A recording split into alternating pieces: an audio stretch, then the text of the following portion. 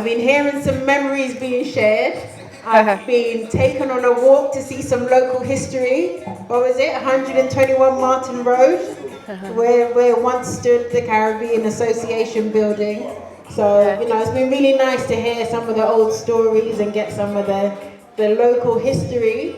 And I'm hoping to hear some more. But we're really lucky today because we've got Katie with us, Katie Wilson Downey, who's actually going to share some more about the Windrush compensation scheme and how everyone can find out more and get what they're entitled to.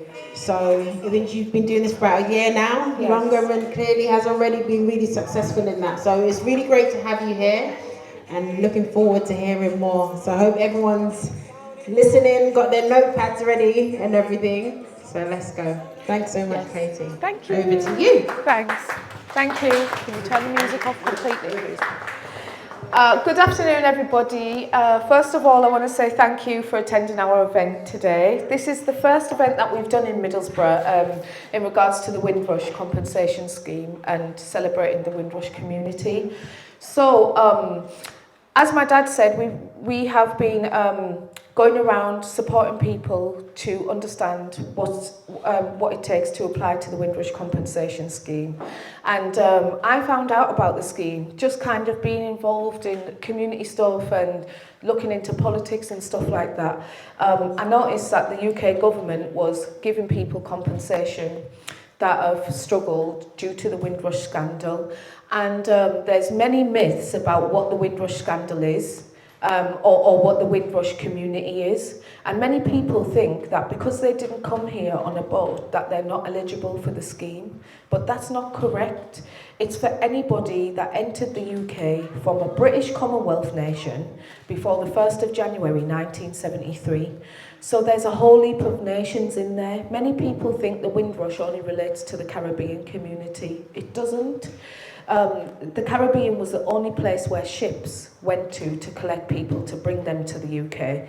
And that was following the end of the World War. So the end of World War II, the UK lost a lot of men and it needed help to rebuild the infrastructure of the nation and the workforce of the nation.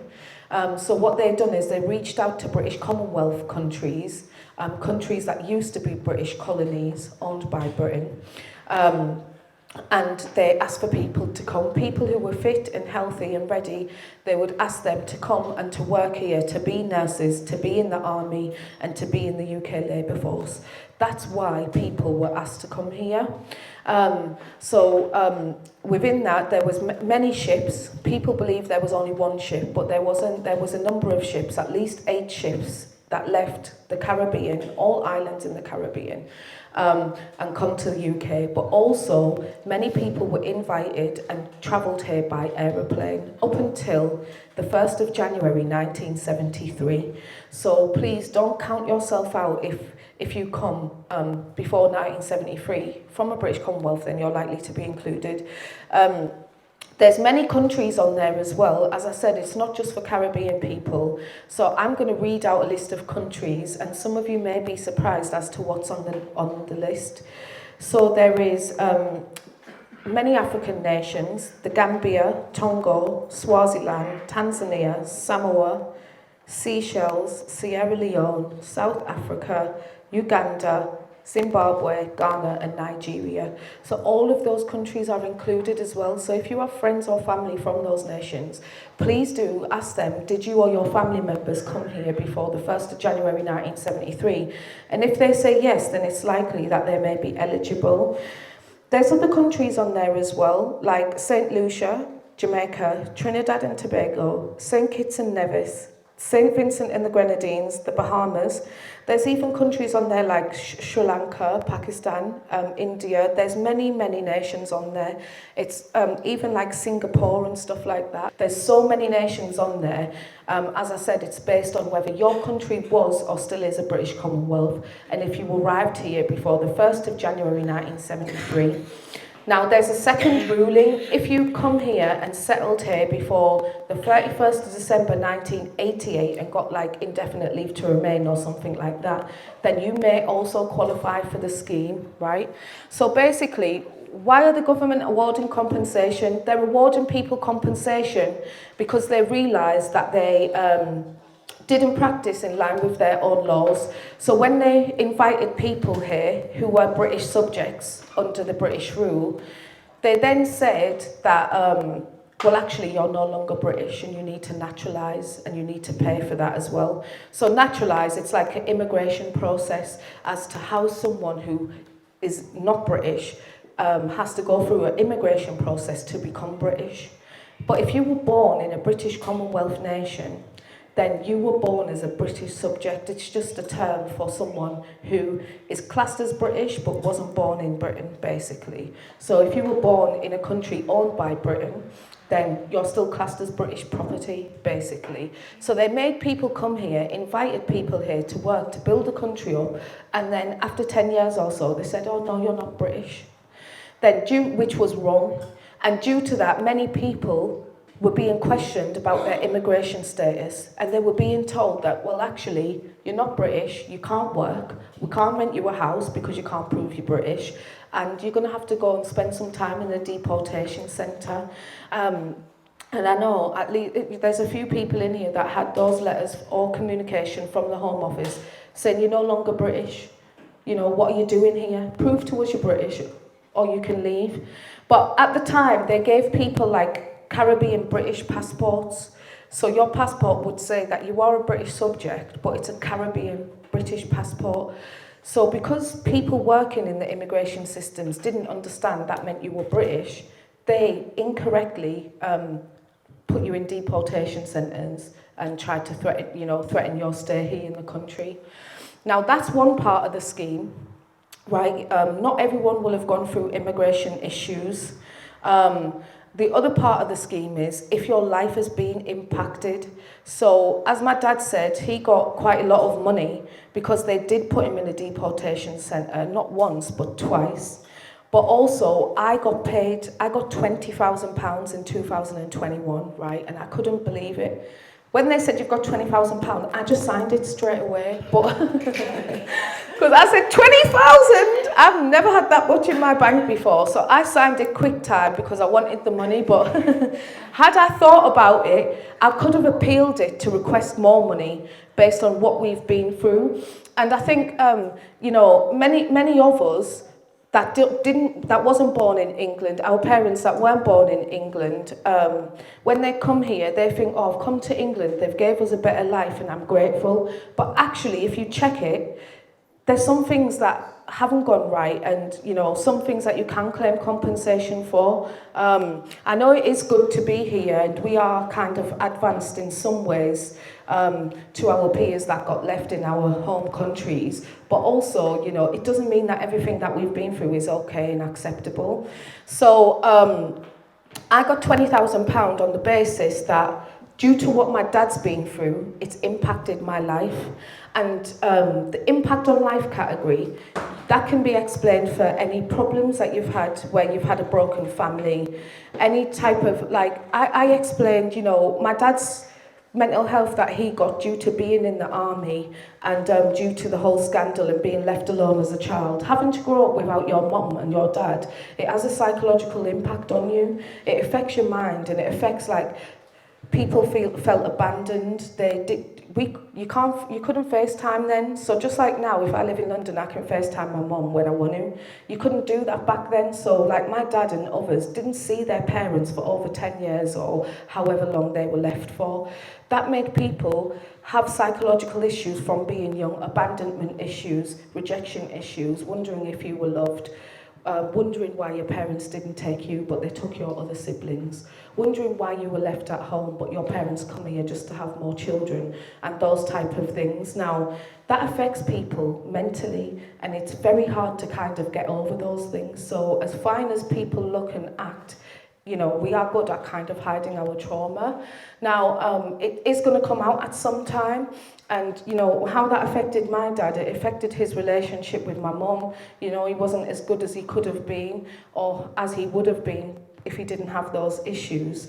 And my parents broke up. I was actually born in London. And then my mum moved to Middlesbrough, which, you know, it's getting better, but it's not a very multicultural place. So when I moved here, although I am mixed race, I got a bit of a culture shock because the children were different and they would say racist stuff to you, and it wasn't really like that in London. So it was a bit shocking, and we kind of had to street fight and stuff sometimes to kind of like protect ourselves and show people you can't do that to us, do you know what I mean? Thanks to my mum, she was hard, so we kind of had it a bit easier than others. But, you know, the beauty of that, though, is we all stuck together as children, didn't we? We all stuck together, and even for our adult lives, we remain friends and keep in contact with each other and stuff, and promote our culture with our friends. But it hasn't been easy. But anyway, due to what I've been through, you know, growing up with my parents breaking up and having to move and change schools and stuff like that, that's how my life was impacted. And then again, spending a few years without seeing my dad, and then my grandma dying and stuff like that, all of those things, it impacts us. So due to how your life is impacted, as someone who was born here, of parents who come in that time, that's what we can claim compensation for. You know, when they had my dad in the deportation centre, I had to call a solicitor. I still lived in Middlesbrough then, I was only a teenager. And I was in class in Middlesbrough College. I used to study beauty therapy there. And I had to say to my teacher, oh, can I leave the class a second? I've got a call from a solicitor, an immigration solicitor. My college tutor was like, are you all right? And like, you know, other teenagers in the class heard me speaking. And they were like, oh, you're not born in England? And they were like, oh, is your dad not English? Can he not speak English? And I was just like, oh, God. You know, but yeah, it was like a crazy situation, really. It was a bit of a shock because although I knew my dad was Jamaican, I never thought that he could be deported from this country. Do you know what I mean? So, and my mum, she doesn't have immigration issues, so it was very different. But supporting your parents through that, as a sibling group, we were a bit worried. I was thinking, you know, is my dad going to be deported? He hasn't lived in Jamaica for about 40 years. It was about 40 years then, it's about 50 years now. But he hasn't lived in Jamaica for so long. Where would he go? How would he make money? Do you know what I mean? And how will this impact his mental health even more? On top of that, my older brother, who's got a different mum to me, my elder brother, his mum is also Jamaican. And when my dad was in the British Army in Germany, my elder brother was born on the military base, so he got a British birth certificate. But he flew to England on his mum's Jamaican passport, and when he flew here, he was classed as Jamaican. So they tried to put my brother, who was never born in the Caribbean, never been to the Caribbean, they put him in a deportation centre and tried to deport him to Jamaica. And I lived in London at this point. This was only in 2018, by the way, 5 years ago. I had to go and get my brother out from the deportation court. He rang me one day and he said, sis, I said, yeah, he said, come and get me out of here, man. And I'm like, oh, where are you? Do you know what I mean? I was thinking, damn, what's he doing? And he said, yeah, I'm in a deportation centre. I was like, what? A deportation centre? So my older brother is about 45 years old. He's never had a passport. He can't get a driving licence. He's had problems trying to sign up to education and stuff because they think he's not British based on his immigration status. So it's put a block on his life. He's never been able to travel. He's never been on holiday. As I said, he's never been to the Caribbean. And it's just a nightmare. You know, it affects his finances, his mental health, his children, everything really. Without a passport, you can't do anything. You can't even go and rent a house because the first thing they say is, show me that you have, that you're entitled to live and work here. So if you can't prove that, then you're homeless. My older brother was homeless for years, and only now, due to me complaining all of the time and escalating it to the ombudsman, has my brother got a flat. But he only got a flat like 2 years ago, a year ago, something like that. My dad as well, he had issues getting housing because my dad's got a Jamaican passport. He still doesn't have a British passport, even though he fought in the British Army 3 times, twice in Germany and once in Northern Ireland. He still doesn't have a British passport, so you can literally put your life on the line to fight for this country, And when they're ready, they'll say, right, you can leave. Do you know what I mean? He was in the deportation centre twice, so I'll take questions in a second if that's all right. I'm almost finished. So anyway, due to that, we are likely to be eligible if our parents or partners or ex-partners, if they're significant partners, such as having lived with them or have children with them, then you can claim as well. So my mum can claim because she was with my dad for years. She's got lots of children to him. There's only 2 of us here today, but there's so many of us. And my mum can claim due to what she went through, you know, the stress she went through, and you know, him having to live at hers and stuff because he couldn't get a house. Do you know what I mean?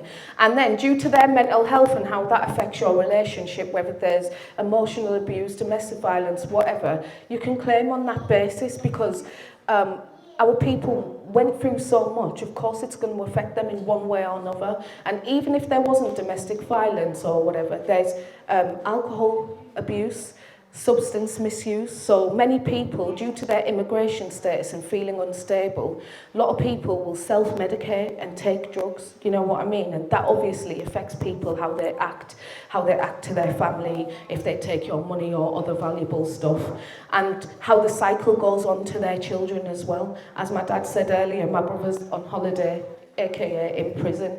And all of those things, they're definitely linked, you know. It's definitely linked. Mental health is genetic, but it also is like we're a product of our environment, basically. So yeah, so with all of that said, please do make sure that you tell everyone from Caribbean islands, African islands, Asian countries, and other British Commonwealth nations that they could be eligible so long as they come before the 1st of January 1973 and have somehow suffered either psychologically or due to their immigration status, and financially as well. Do you know that many people come over here, bought houses, they were missold mortgages, you know, and it still happens today. They were missold mortgages, charged extra fees, extra interest, and as a result of that, they lost their houses. You can claim for that. There's 3 types of applications. First is the primary claimant, so someone who arrived here from a British Commonwealth before 1973. They're the primary claimants, they're the main people who have suffered. And then for people like me born here, or the children of someone who come then, it's a close family member form. And then you can also apply for relatives that are no longer alive, so long as they come before 1973, right? You just need the death certificate, and you need evidence that you're like the power of attorney or legally named person to do with their death, really, like arranging their death and named on their death certificate. So long as you have that, then you can make a claim. But you need to kind of, the hardest thing about applying for this is providing evidence, right? So what you have to do is prove that you're related to the person who come before then. And some of you will think, well, how do I do that? But if you've got birth certificate with your child's name on, or if you've got any like marriage documents, any evidence that they've lived at your house previously, even getting them help with a solicitor and stuff like that, that can help. Not everyone has their father on their birth certificate, but there's ways around that as well. So I'll speak to people one-to-one after this, because you might want to ask me some personal stuff, and I'll take some questions in a second, but I'll just finish explaining the criteria for the application forms. So for people who are no longer alive, you need, yes, to prove that you're related to them, the death certificate, and proof that you have legal permission, basically, to apply on their behalf, and then evidence of what they've suffered on their application. You can then do your own application as a close family member based on what you've suffered due to what they've suffered, right? As a close family member, again, you need to prove how you're related to the primary claimant and then what you've suffered due to them. They don't have to apply. The primary claimant doesn't have to apply if you want to apply as a close family member. But it's important to encourage them to. I let my dad do his one first, and then my older brother, I supported him to do his, and it was really hard because he never wanted to do it. But after that, I done my one, because when I write my one, if I'm born in England, what am I really going to say, what I've been through? So when I've written mine, I just linked it to my dad and to my big brother, and they found their stuff, which they've already submitted with their evidence, and it made it easier for me. The application forms, you can find them online on the government website, but also we've got some business cards, right? But please be aware that on the business cards, there's no contact number. I give all the support online digitally, and we've got our own little website. So we're going to give out some cards soon. And when you go on the little website, you need to find the Windrush Compensation Scheme group, and on there, request it, and I can message you on there. You can show me letters that the Home Office have sent you and all of that. Now, once you fill out the application form and you provide evidence, there's a way that you can legally request evidence from the Home Office, from hospitals, from your GP, from the job centre, from the doctors, from whoever you need to get the evidence from based on what you've been through. If you've ever had stress or depression or anything like that listed on your GP records, then you can use that as evidence that you've been stressed in life. Or some people don't do that because not everyone feels to tell their doctor how they feel. But there's other stuff you can do. If you've ever used support services for any reason, you can just ask them to write you a letter to say that you used their support between this year and that year, and it will show that you've needed support, basically. If some of you have family members that come in this time, but you didn't really grow up with them, then just state that there was an absent parent, and state that it's a direct result of the Windrush scandal, because it probably is. A lot of us that come from the Windrush generations have like broken family. That's because they invited people from our home countries and encouraged our parents and grandparents to leave their children in their home nations whilst they come here to work. But they knew, because there's psychological studies, they knew that if you leave your children in early childhood, they are almost 100% likely to grow up with psychological issues, meaning they're very likely to have mental health issues if they're left alone as children. And they knew that because they've got psychological studies written at the same time and the same dates. So they knew that if they encourage our parents and grandparents to leave their children and come here, that the children are going to be affected. So please, make sure that you get as much evidence as possible. Make sure that you add me on my Coco app, which my dad is giving the cards out, and then we'll have a one-to-one, but also feel free to speak to me afterwards if there's anything private. And we'll take questions now. And if there's anything that you want to ask me personally, just come up to me. But honestly, you can use any records, prison records, mental health records, social service records. There's no records that you cannot use. And if you've had any health issues before as well, it's been known that the NHS denied many eligible people support. So they said to people, because you're not British, you can't get medical support, because remember, the NHS is only for British people. And if you had a British Caribbean passport or a British African passport or Indian or whichever nation you're from, then of course, people were wrongly turned away from getting medical support. Or experience medical negligence from the hospital, so you can claim for that in this compensation form.